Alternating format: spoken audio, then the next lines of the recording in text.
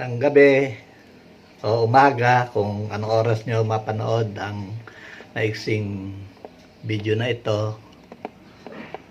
Ang prayer ko ay sa lahat ng mga kapanood at masishare ng video na ito ay nasa maayos tayong kalagayan, ating pangangatawan, ating kalusugan. Sana tayo malusog, malakas at sapat yung ating mga pangangailangan sa araw-araw mula sa biyaya ng Diyos. Magandang gabi po at ganun pa man na bagamat ang ating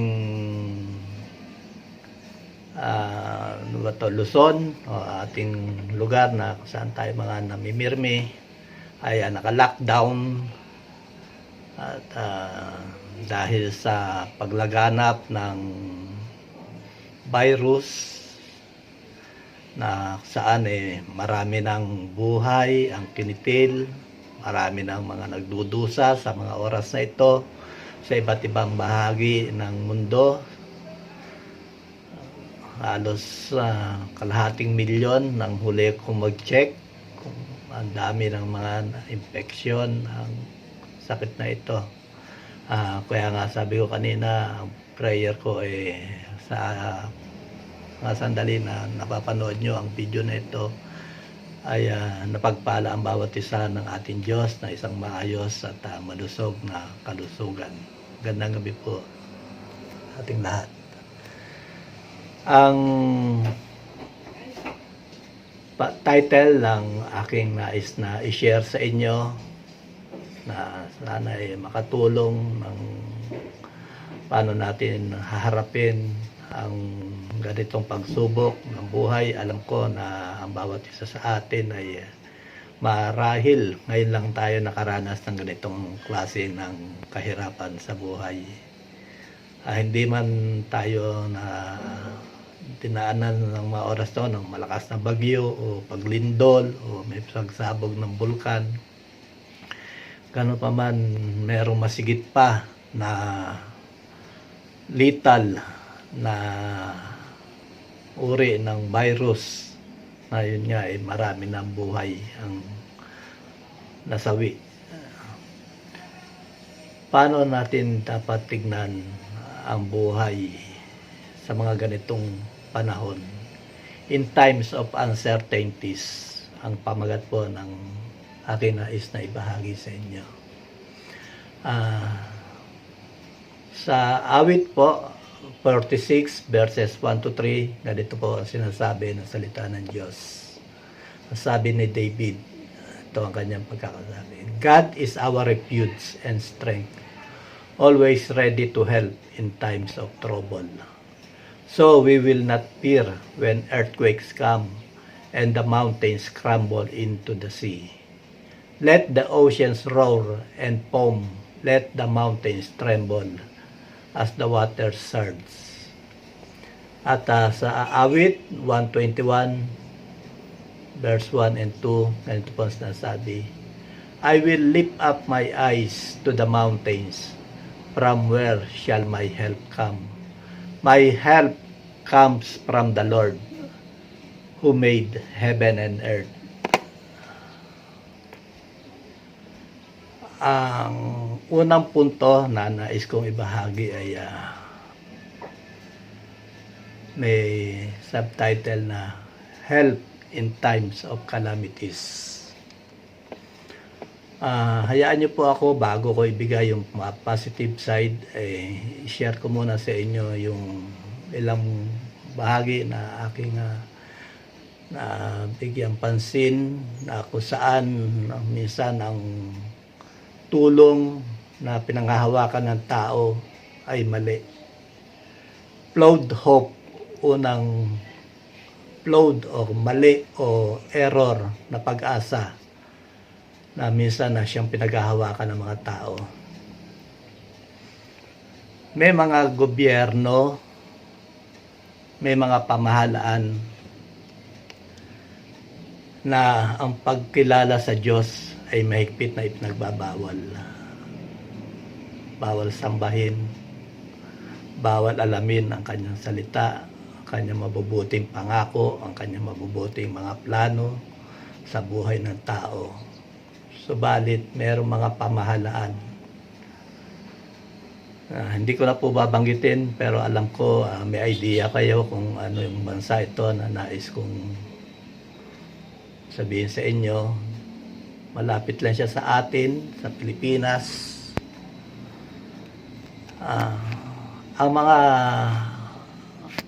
tao rito, bawal sa kanila na kumilala na mayroong Diyos. Ang tinuturo ng gobyerno na mga gobyerno ito, ang kanilang tulong na kanilang maaasahan dapat ay sa gobyerno nila kanila makukuha. Kalusugan, kung may kasakit, pagpapagamot, mga pangangailangan sa araw-araw, bagamat nagtatrabaho sila, pero ang kanilang sweldo ay hindi naman ganun ka sapat, kung kaya nga meron pa rin silang tulong na binibigay ng gobyerno. Ang pag-aaral ng mga anak ay sagot na ng gobyerno. Parang maganda, pero mahirap ang ganitong klase ng kaisipan na sa gobyerno ka lang umaasa ng tulong para sa iyong mga pangangailangan.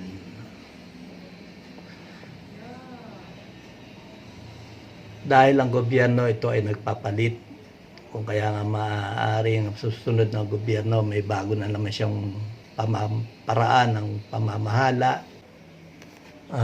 Tulad nga sasabi ko na minsan mahirap magtiwala sa gobyerno dahil oras na magpalit ng pamumuno, maaaring ang iyong mga pangangailangan ay magkaroon ka ng problema dahil sa ang bagong gobyerno ay meron silang mga bagong paraan ng pagpili ng mga tutulungan, yung mga priority sila na mga taong mas malapit sa kanila, o kaya nga't mahirap na umasa sa gobyerno. Isa pa, oras na ang bansa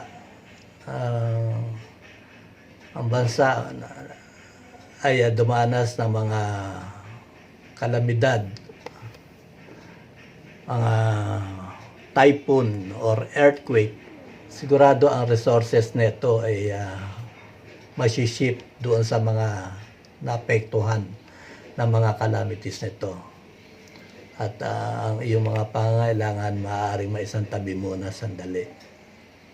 Kaya nga't mahirap magtiwala.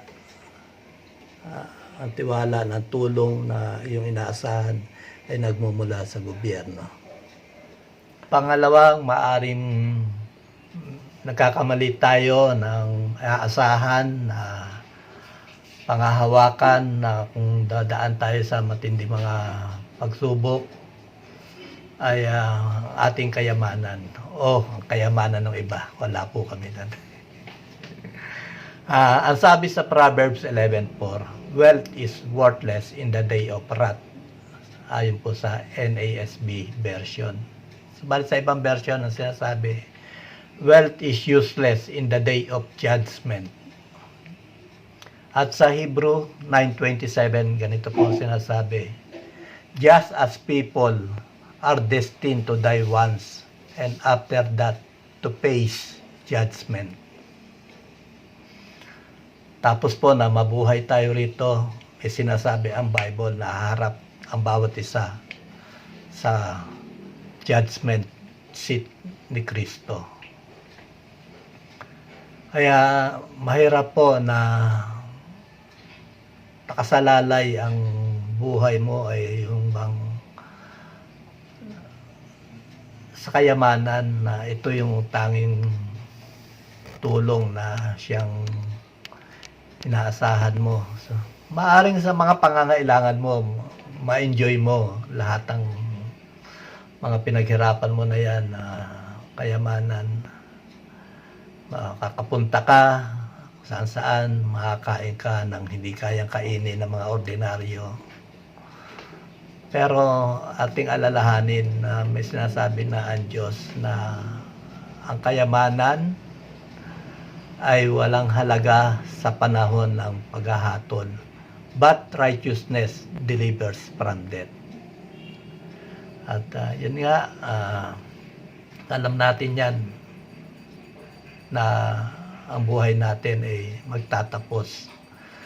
At isa pang katotohanan doon hindi natin alam kung kailan yon, at wala din pwede malaki na panghawakan niya na matagal pa ang akong mananatili dito sa mundo. Maling-mali po yun, dahil hindi tayo ang may hawak ng ating buhay kung hindi yung Diyos na nagpahiram nito sa atin.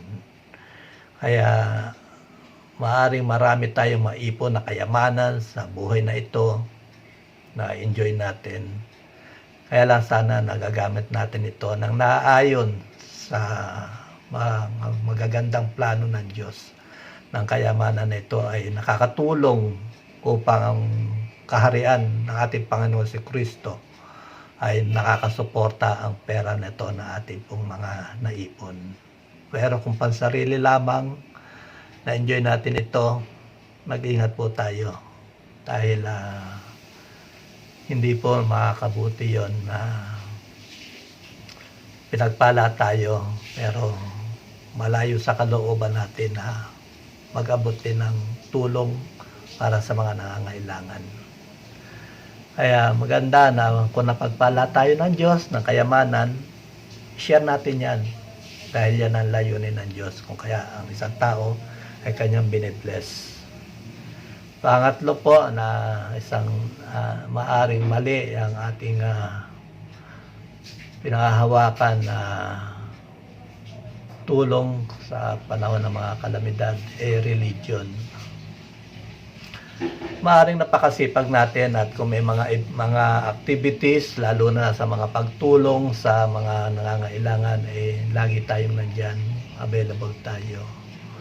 Kaya lang meron isang nakakatakot na sinasabi ang Bible na ang religion na kakilala mo o kung saan yan ang sinasamba mo na mga katuruan yan, hindi na ipapangaral ng buo ang salita ng Panginoong Jesucristo na nakatala sa Bible.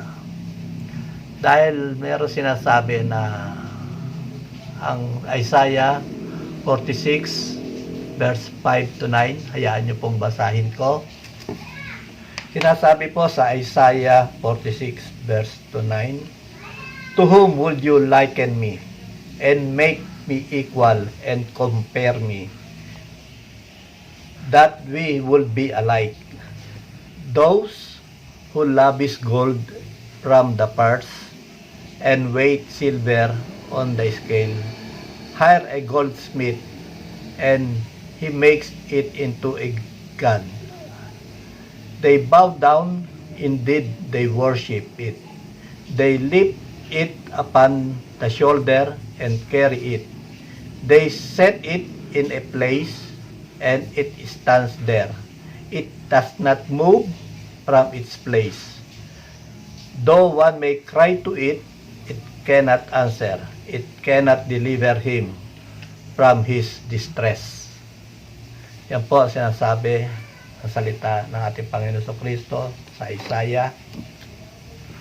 May mga simbahan na nagtuturo na ayos lang na gumawa ng mga imahe, bihisan ito ng mga pilak, ginto, magagandang damit. Pero nasabi sila'y mga binubuhat at sinasamba at inilalagay sa isang lugar, at doon na lamang ito ay hindi nakakalakad, hindi nakakarinig, at hindi lalong makakatugon ng ating mga panalangin. Dahil ang mga bagay na ito ay inukit lamang ng kamay ng tao. Mga bagay lamang ito. Pero ang Diyos na sinasabi ng Bible, siya ang living God. Buhay siya. Hindi nga lang natin siya nakikita. So, ang papaano na kahit na panahon ng bagyo, ang kalangitan ay natatakipan ng madilim na ulap, alam natin na nandun pa rin ang araw. Ganun din, hindi man natin nakikita ang Diyos, pero alam natin na nandiyan siya, buhay siya. Kaya ang iyong pinangahawakan na tulong, lalo na sa panahon ng mga kahirapan, mga kalamidad. Tumatawag tayo sa mga kinikilala natin Diyos, pero malinaw ang sabi ng Biblia sa Isaiah 46, mga inukit ito, ginawa lamang ng tao. Hindi ito nakakarinig, bagamat may tenga, may labi, pero hindi nakakapagsalita. At kung tayo dumalangin, hindi siya makakatugon. Yan po yung mga ilan na maaaring mga mali na mga paniniwala natin na kung sakaling dumating na mga calamity, dito tayo aasa ng ating tulong. Ngayon po, para sa ating pangalawang punto, calamity should bring people to true God. Dapat po sana ganon. Kaya lang, kuminsan sa panahon nga ng mga trahedya, nakikita natin na talagang nagtutulungan ang mga tao na sa kanilang mga kababayan na mga nakaranas ng mga pinsala, dala ng kalamidad. Kaya lang ang nakakalungkot, ganun pa din na ang mga Diyos na kanilang mga itinataas ay mga gawa lamang ng tao. Yung mga simbahan na kanilang pinagsisiksikan ay may mga imahe na ginawa lamang ng tao. Malinaw sa Exodus na hindi ito kinalulugdan ng Diyos. Ang sabi niya, huwag kayong umukit sa wangis ng tao, ng hayop sa impapawid o sa ilalim ng dagat upang inyong sambahin. Malinaw po yun. Ang tanging Diyos na kailangan na sambahin ng tao ay yung Diyos na nakaupo sa kanyang trono sa langit. At yun po ay makikita natin sa Biblia. Kung bibigyan natin ng panahon na pag-aralan, basahin, tutulungan tayo ng banal na espiritu na mabukas ang ating isipan at makita natin ang katotohanan na itinuturo ng Biblia. Isang magandang halimbawa ng panahon ng mga kalamidad o mga trahedya, ang tao ay napapalapit sa Diyos. Katulad ng nangyari noong 9/11 attack sa Amerika. Nakita ng buong mundo kung paano ang isang napakataas na building ay intentional na dinaanan ng eroplano at sumabog. 2 eroplano to na maraming sakay na sibilyan at mga tao sa building. Halos mahigit 3,000 Amerikano o iba pang lahi ang napatay sa pag-atake na ito. At nung mga sumunod na linggo, ang maraming mga Amerikano na mga dati na hindi na nagsisimba ay nagbalikan sa simbahan. Dahil alam nila na ang buhay ay maaaring biglaan isa ka na sa maaaring mapahamak. Gayon din sa ating bansa nang nakaranas tayo ng super typhoon na Yolanda. Marami rin dito na pinsala sa ating ari-arian at meron ding mga ilang buhay na mga nawala Ang nakakatakot kung ang mga buhay na nawala na ito ay walang pagkakilala at relasyon kay Kristo. Dahil ang sinasabi ng Biblia, ang mga tumanggap lamang kay Yesu Kristo ang binigyan ng karapatan na tawagin ng anak ng Diyos. Kung hindi tayo anak ng Diyos, paano tayo pupunta sa langit, sa tahanan ng Diyos? Isipin po natin yan. May mga tao sa Biblia na nakita natin na ang kumilala kay Kristo ay ang mga nagsilapit, ay nakaranas ng kagalingan ng kanilang mga mahal sa buhay, may patay,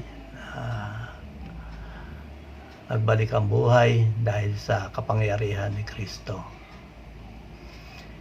Kaya kilalanan natin si Kristo na itinuturo ng Bible. Huwag lamang tayong umasa doon sa mga tinuturo ng iba na dapat maging katulad ng sinasabi ng sa Acts na yung mga Bereans pagkatapos magturo ng mga mga apostoles, kanilang pag-uwi ay kanilang sinasaliksik ang banal na kasulatan. Dahil sabi nga ay ang buhay ay kay Kristo, ang katotohanan at tandaan. Sabi sa John 14:6. Yun po, sa Diyos tayo manangan, lalo na sa mga ating mga pangangailangan. Sa conclusions, may nais akong basahin na bago ko ibahagi yung aking conclusions. Sa talata na matatagpuan natin sa 2 Chronicles 7:14. Hindi lamang dito sa mga Pilipino, maging sa ibang bansa, pagka meron nangyaring matinding trahedya, madalas na nagagamit ang talata na ito. Hayaan niyo pong basahin ko. And my people who are called by my name humble themselves and pray and seek my face and turn from their wicked ways. Then I will hear from heaven, will forgive their sin and will heal their land. Ang ganda-ganda ng salita ng Panginoon.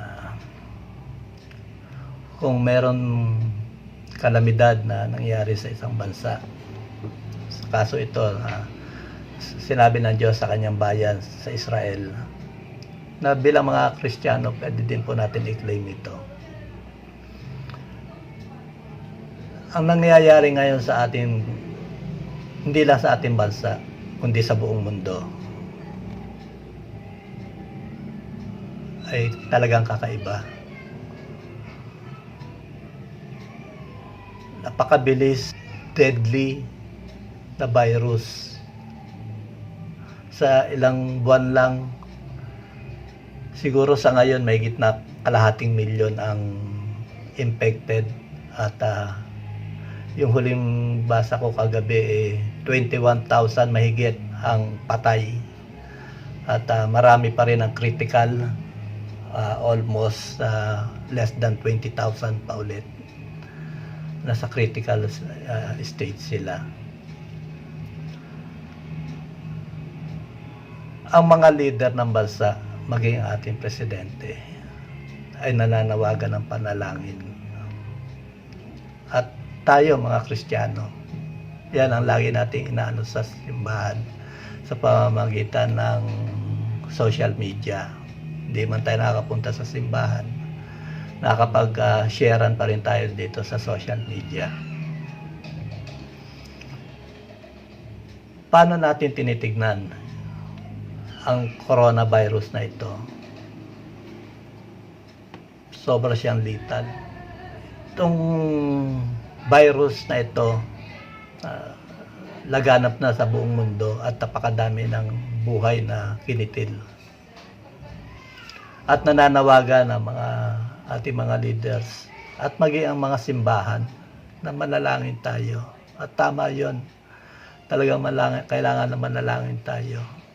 Dahil alam natin sa panalangin may kapangyarihan. Dahil ang nakikinig ng ating panalangin ay makapangyarihan Diyos. Kaya lang ang sinasabi ng Bible na ating binasa, and my people who are called by my name humble themselves and pray. Yan po yung ginagawa ng maraming tao ngayon sa buong mundo, nananalangin.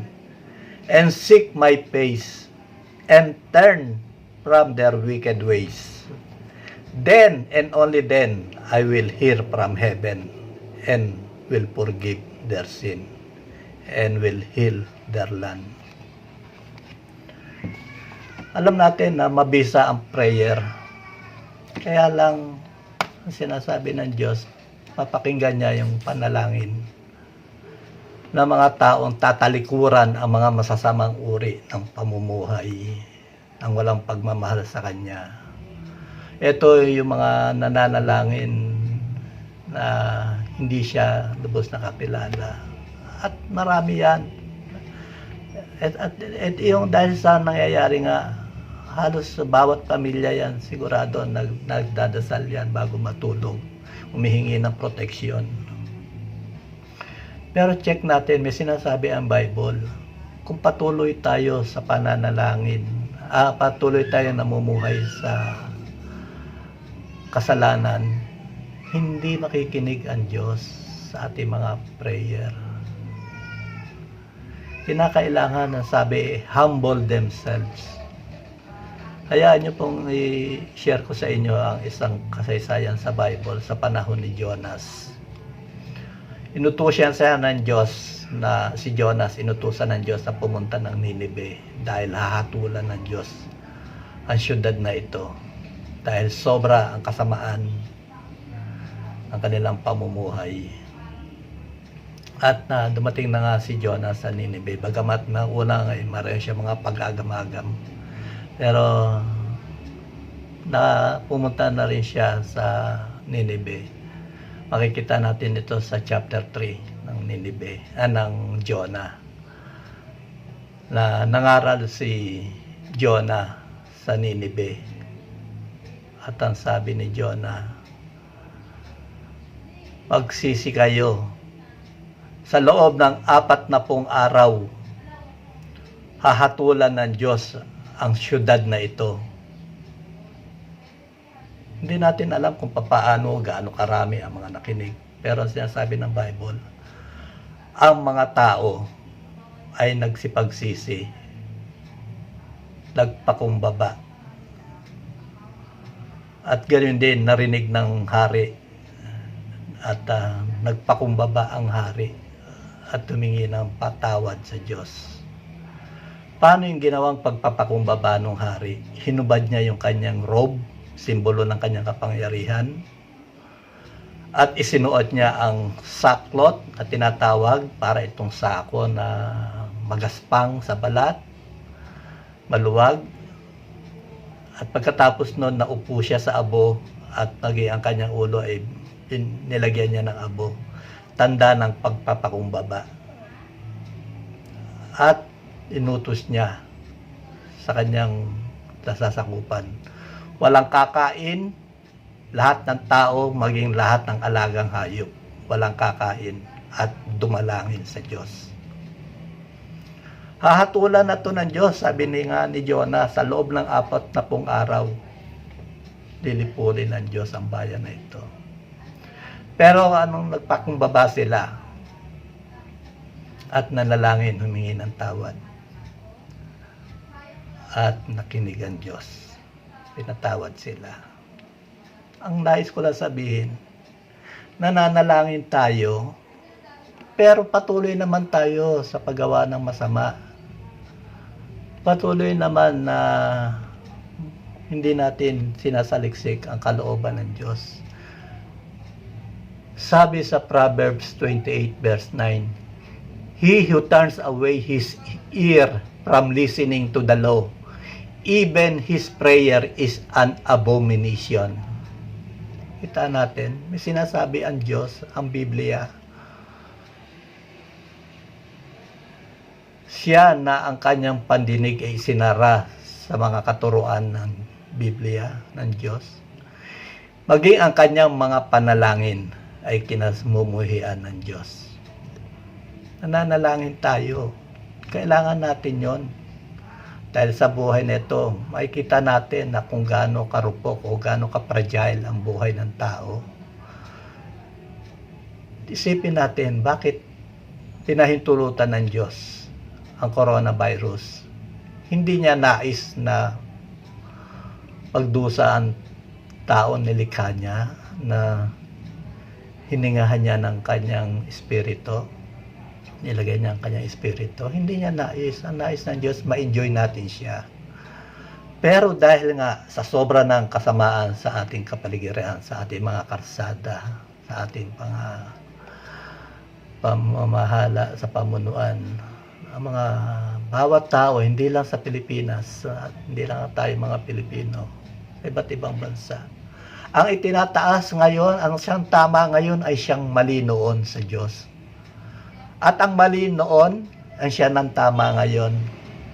Malinaw ang sabi ng Diyos kung paano tayo makikipagrelasyon sa ating kapwa. Pero ngayon, ituro mo na mali ang pakikipagrelasyon mo sa kapwa mo, katulad mo. Kung may makakarinig nito na mga tao na mga sinasabi ko, malamang hindi malayo, bati ko sa abutin ko. Okay lang. Ang mahalaga, malaman natin kung ano sinasabi ng Diyos. Nilikhain niya tayo ayon sa kanyang wangis, at may layunin siya. Makilala ng mundo ang manlilikha ng tao at mamuhay tayo ayon sa wangis niya. Hindi sa itsura sa muka, kundi sa katangian niya. Banal, matuwid, mapagmahal, mahabagin. Yan ang nais, ang wangis na nais ng Diyos na makita sa atin. Kung kaya nga nakakalungkot na sa panahon tayo ng trahedya at nanalangin tayo, ang masaklap, sarado ang pandinig ng Diyos. Saliksikin natin ang ating mga Bible, makikita natin ang kalooban ng Diyos at kung paano tayo makipagrelasyon sa Kanya. Turo nito ang tama, bibigyan tayo ng liwanag paano natin siya makikilala. Maraming salamat po sa inyong oras na nilaan sa pakikinig ng maiksing mensahe nito. Pagpalain po tayo ng Diyos at ang kanyang protection po ay siyang mag-iingat sa ating bansa, sa ating mga kababayan, sa ating pong lahat.